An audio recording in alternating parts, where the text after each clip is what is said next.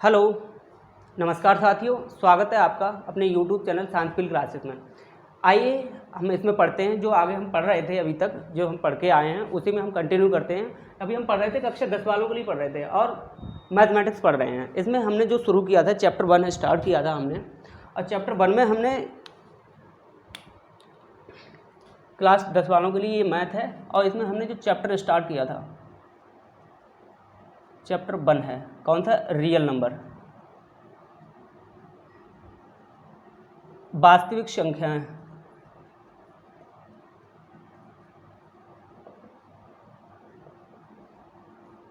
ये हम पढ़ रहे थे, और इसी में हमने जो एक्सरसाइज पढ़ रहे हैं हम वो 1.2, इसमें हम कुछ क्वेश्चन कर भी चुके हैं, और जो हमने किए थे उसी में हम आगे कंटिन्यू करते हैं। अब हम जो इसमें पढ़ चुके थे वो हम 4 क्वेश्चन कर चुके थे इसमें, और हमने कुछ आपको घर से भी करने को दिए थे। तो आशा करते हैं कि जो आपको क्वेश्चन घर से दिए गए थे वो आपने किए होंगे। अब हम इसमें जो 5वां क्वेश्चन है वो देखते हैं। 5वां क्वेश्चन हमें कह रहा है, क्वेश्चन नंबर 5 कह रहा है कि जांच कीजिए कि क्या किसी प्राकृतिक संख्या n के लिए संख्या 6 की पावर n 0 पर समाप्त हो सकती है। 6 की पावर n किसी प्राकृतिक संख्या के लिए 0 पर समाप्त हो सकती है। तो इसके लिए एक नोट लिखेंगे, नोट कह सकते हैं, रूल कह सकते हैं, कुछ भी कह सकते हैं। नोट लिखेंगे यानी इम्पोर्टेंट। इसके लिए जो नोट है कि किसी संख्या के 0 पर समाप्त होने के लिए,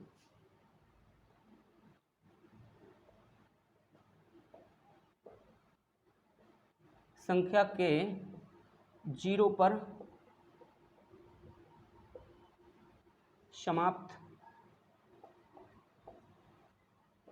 होने के लिए आवश्यक है कि उस संख्या के गुणनखंड में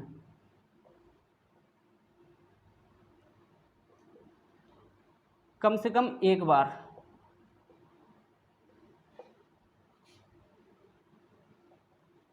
दो गुणा 5 आना चाहिए। यानी क्वेश्चन कह रहा है कि क्या 6 की पावर n 0 पर समाप्त हो सकती है किसी प्राकृतिक संख्या के लिए। अगर किसी संख्या के लास्ट में 0 होगा, ये होना चाहिए, और 0 होने के लिए हम जानते हैं कि जो सबसे छोटी संख्या जिसके लास्ट में 0 होता है वो है 10। संख्या 10 है, तो 10 को हम कैसे लिख सकते हैं? 2 गुणा 5। यानी अगर 0 लेके आना है तो हमें ये दोनों ही जरूरी हैं, तो इसी के लिए है। अब ये है, अब इसका प्रयोग करके अब हम इसको देखते हैं कि 6 की पावर n। तो अगर हम 6 की पावर n की बात करते हैं, तो अगर हम 6 के गुणनखंड करते हैं, गुणनखंड कर लेते हैं, 2 से काटेंगे 2 गुणा 3, 3 से काटेंगे एक बार, यानी जो इसके गुणनखंड आए, गुणनखंड है वो है 2 गुणा 3, एक लिख सकते हैं, तो 2 गुणा 3। तो इसमें 2 तो आया है इसके अनुसार, यानी 2 तो आया है लेकिन 5 नहीं है, 5 नहीं है। अब हम इसका जो आंसर लिखेंगे, चूंकि 6 की पावर n के गुणनखंड में 5 नहीं है, अतः संख्या 6 की पावर n 0 पर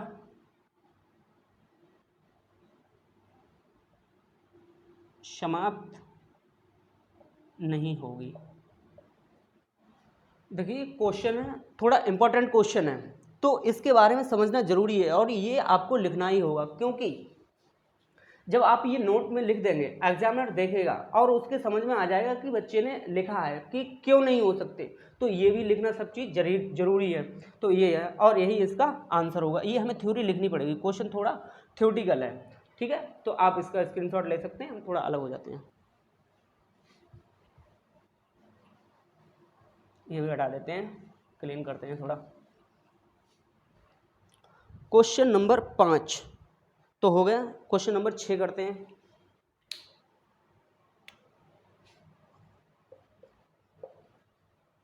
क्वेश्चन नंबर 6। क्वेश्चन नंबर 6 करा है कि 7 गुणा 11 गुणा 13, 7 गुणा 11 गुणा 13, और एक दूसरा नंबर है प्लस 13, और एक दूसरा नंबर है 7 6 5 4 3 2 1, 7 गुणा 6 गुणा 5 गुणा 4 गुणा 3 गुणा 2 गुणा 1 और प्लस 5। ये नंबर दिए हुए हैं। भाज्य संख्याएं क्यों हैं, हमें ये सिद्ध करना है कि ये संख्याएं भाज्य क्यों हैं, ये हमें सिद्ध करके लेके आना है। तो ये भाज्य क्यों है, अभाज्य, तो सबसे पहले हमें जानना चाहिए कि भाज्य संख्याएं कौन सी होती हैं और अभाज्य कौन सी होती हैं। तो इसके बारे में थोड़ा जानते हैं।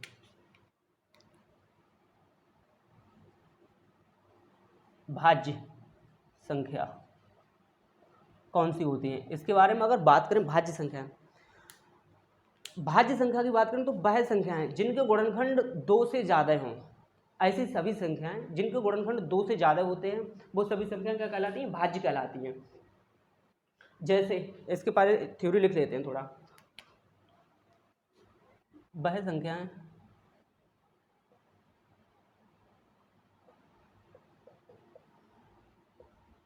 जिनके गुणनखंड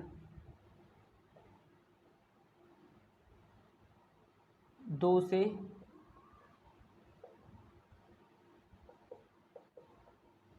ज़्यादा होते हैं भाज्य संख्या कहलाती हैं। जैसे अगर हम बात करें 4 क्या होगी, भाज्य होगी। क्यों होगी, क्योंकि ये जो है 1 से तो कटेगी, 2 से भी कट जाएगी और 4 से कटेगी। तो इसके टोटल फैक्टर कितने हुए, 3 फैक्टर हुए, 1 से भी कटेगी, 2 से भी कटेगी और 4 से कटेगी। यानी अगर गुणनखंड की बात करें तो 3 गुणनखंड हो गए, 2 से ज़्यादा हो गए तो ये होगी। ऐसे ही 6 हो जाएगी, किससे कटेगी, 1 से कटेगी, 2 से कटेगी, 3 से कटेगी और 6 से कटेगी ये। तो इसके 4 फैक्टर हो गए, यानी 4 गुणनखंड हो गए, तो ये भी भाज्य संख्या होंगी। ये सभी संख्याएं 8 हो जाएगी, 10 हो जाएगी, 12, ये सभी संख्याएं क्या होंगी, भाज्य संख्याएं होंगी। अब जानते हैं अभाज्य संख्याएं कौन सी होती हैं। तो अब अभाज्य संख्याओं के बारे में जानते हैं। थोड़ा इधर से लिखते हैं।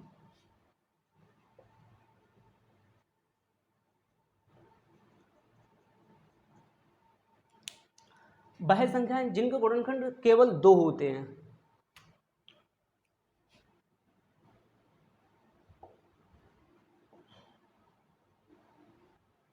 जिनके गुणनखंड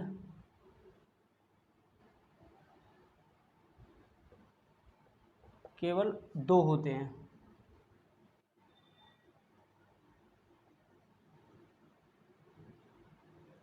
अभाज्य संख्याएं कहलाती हैं।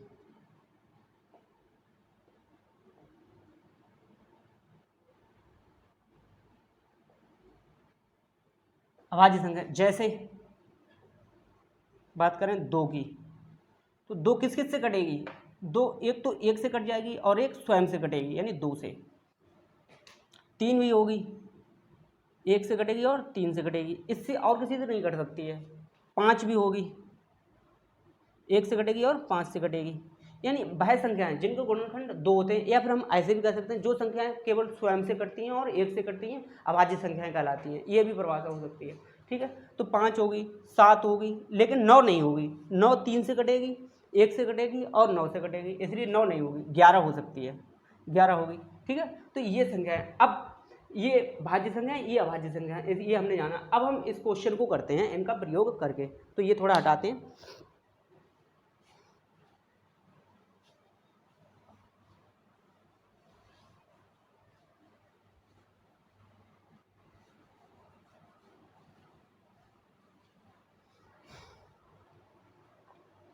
इनको हमें सॉल्व करना है। तो सबसे पहले हम इस संख्या को लेते हैं, इस संख्या को लेते हैं, इसको। तो इसको हम सॉल्व करेंगे। इसमें अगर हम 13 बाहर निकालें, यानी 13 कॉमन ले लें इसमें, तो क्या आएगा, 7 गुणा 11 प्लस 1, ठीक है। तो ये हो गई 13 इंटू 77, 77 और 1 78, ये हो गई। अब इसकी जो मल्टीप्लाई आएगी, 13 अट्ठे 104, यानी कैरी 10, 13 सत्ते 91, और 10, 101, 104 यानी 10 और 13 सत्ते 91, 10, 101, 101 ये हुआ।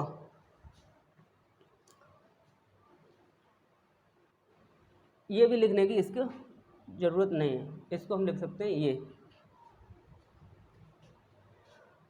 इस संख्या को 13 गुणा 78 ये आएगा। हम गुणा 1 लिख सकते हैं, गुणा 1 यानी ये संख्या हमें मिल जाएगी 13 गुणा 78 गुणा 1 ये होगा। तो इसके टोटल फैक्टर कितने हुए, यानी अगर इसकी हम बात करें गुणनखंड की तो कितने हो गए, 3 गुणनखंड हो गए।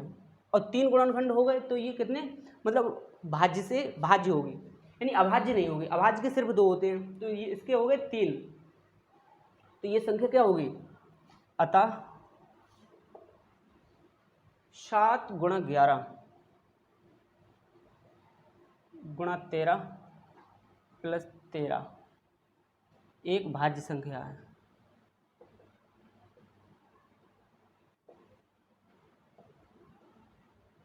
इसी प्रकार से अब हम इसको सॉल्व करते हैं, इसे थोड़ा नीचे लिख लेते हैं।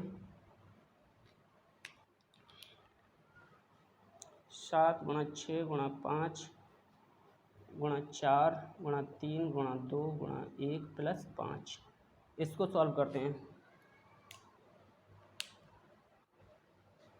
इसको सॉल्व करेंगे तो अगर हम इसमें से 5 कॉमन ले लें तो क्या आएगा, 7 गुणा 6 गुणा 4 गुणा 3 गुणा 2 1 प्लस 1 ये आएगा। इसमें 5 इंटू, इसमें हम कर सकते हैं 2 गुणा 3 6, 6 चौक 24, 6 2 गुणा 3 6, 6 चौक 24 और ये आएगा 42 गुणा 24 प्लस 1। इसको सॉल्व करेंगे, 42 और 24 की गुणा करेंगे तो 42 दूनी 84 और 42 चौक, इसको गुणा कर लेते हैं, 42 और 24 की गुणा करेंगे तो 4 दूनी 8, 4 चौक 16 और 4 और 4 दूनी 8, 8 6 4 10 9 और 1 10 ये आएगा 1008 और एक ये 1009 यानी 5 गुणा 1009 गुणा 1 भी लिख सकते हैं। तो इसके गुणनखंड कितने होंगे, 3 होंगे। इसके गुणनखंड कितने होंगे, गुणनखंड की अगर बात करें तो कितने होंगे, 3 होंगे। तो ये भी क्या हुई, एक भाज्य संख्या है। अतः यह भी एक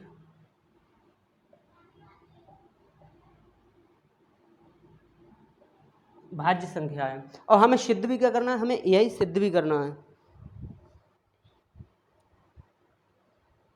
हमें जो सिद्ध करना है कि ये जो संख्याएं दी हुई हैं वो एक भाज्य संख्याएं हैं, तो यही इसका आंसर होगा।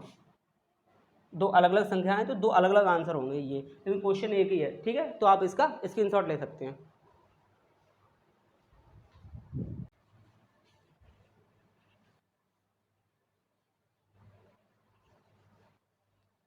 क्वेश्चन नंबर 7 देखते हैं। क्वेश्चन 7 में दिया हुआ है कि किसी खेल के मैदान के चारों ओर एक वृत्ताकार पथ है।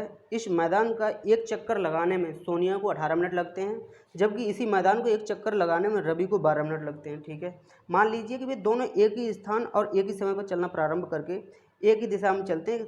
कितने समय बाद वे पुनः प्रारंभिक स्थान पर मिलेंगे, ओके। एक कोई वृत्ताकार मैदान है, ये कोई खेल का मैदान है, मान लेते हैं ये कोई खेल का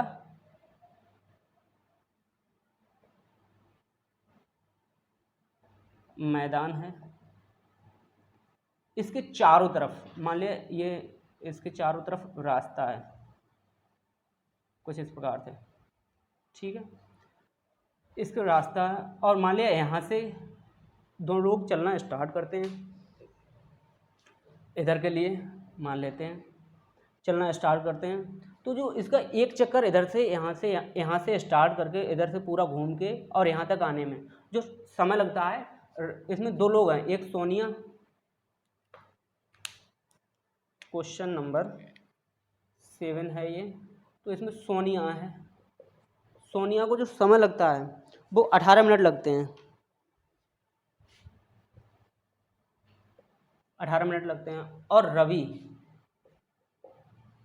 रवि को जो यहाँ से स्टार्ट करके और दोबारा यहीं तक आने में जो समय लगता है वो 12 मिनट का समय लगता है।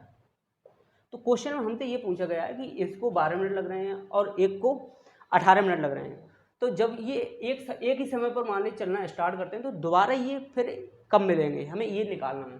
तो ठीक है, हम इनका सबसे पहले गुणनखंड करते हैं 18 का। 2 यानी 2 से काटेंगे 9, 3 से 3 और 3 से 1, ऐसे ही 12 का निकालते हैं, 2 से काटेंगे 6, 2 से काटेंगे 3 और 3 से काटेंगे 1। ठीक है, इनका जो एलसीएम आएगा, एलसीएम हम निकालेंगे तो 2 कितनी बार है, 2 बार है, तो 2 गुणा 2, ज़्यादा बार जिनकी पावर ज़्यादा होती है वो लिखते हैं, तो 2 कितने बार है, इधर 1 बार, इधर 2 बार है तो 2 बार लिखेंगे। 3 इधर 1 बार है और इधर 2 बार है, तो 3 गुणा 3 यानी 2 बार लिख लेंगे। तो जो इनका एलसीएम आएगा 2 दूनी 4, 4 3 12, 12 3 36, तो जब ये मिलेंगे तो ये 36 मिनट बाद मिलेंगे, यानी इसका आंसर यही होगा 36 मिनट। तो रवि और सोनिया हम लिख सकते हैं, लाइन लिख सकते हैं कि रवि और सोनिया दोबारा 36 मिनट बाद मिलेंगे। ठीक है, 36 मिनट बाद मिलेंगे और यही हमारा आंसर होगा। तो ये हमारा जो है क्वेश्चन लास्ट था, क्वेश्चन नंबर 7 था और ये इस एक्सरसाइज का लास्ट क्वेश्चन था। ठीक है, तो ये आप इसका स्क्रीनशॉट ले सकते हैं, ले लिया होगा। तो ठीक है, ये एक्सरसाइज 1.2 थी, इस पर हमने मिटा दिया, दोबारा से लिख देते हैं 1.2 थी और ये एक्सरसाइज आज ख़त्म हुई। इससे अगली जो है हम दोबारा से करेंगे, इससे नेक्स्ट एक्सरसाइज तो हम उसमें दोबारा मिलते हैं। ये आपको करना है और बाकी का हमने आपको करवा दिया है, बताएंगे आपको क्लास कैसी लगी। ठीक है, और पढ़ते रहिएगा, बाकी को मिलेंगे नेक्स्ट क्लास में। तब तक के लिए पढ़ाई करते रहें, मस्त रहें, व्यस्त रहें और धन्यवाद।